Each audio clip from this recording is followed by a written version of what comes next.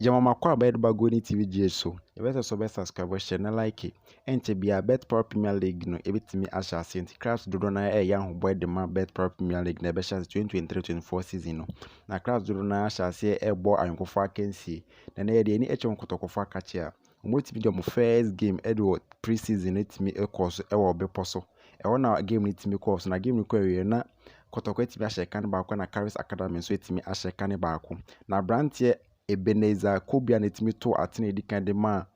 Kharis Academy ena Zeze ebete kan de ma kotoko na weri ahobo omu nyina ebo abom de mo Bet Power Premier League na nchi bia ba be sha 2023-24 season no na ebenya players bi te said Danlad Ibrahim omno mutimi sha de ma kotoko Ferrikasare Zeze Henry Ansu Rich Molamte Augustine Ejapon Ifege Enoch Morrison intim ne Kola kata omu nyina etimi sha de ma kotoko enti na weye enti kakra kotoko nso omo ayonkofa akensi timi course anano pe ya na de babesom ewa ase na umse 2023-24 season no enti bia sha ase na kotokofo hope say omo first game betimi a host ewa baba yara sports na omo ne heart of line betimi de sa akensi na etimi ahye so on say omo rival has to folk enso etimi abo games ni bia omo kwado omo etimi abo 3 games na has for ebom games na so omo ne nkwala na ebo omo na division 1 na so ne kotoko nso ekoboye no 1-1 omo etimi bo no kwampo no Kharis etimi ehye omo kranse omo etimi betake na so has folk there 3 games omo abo ni nyina no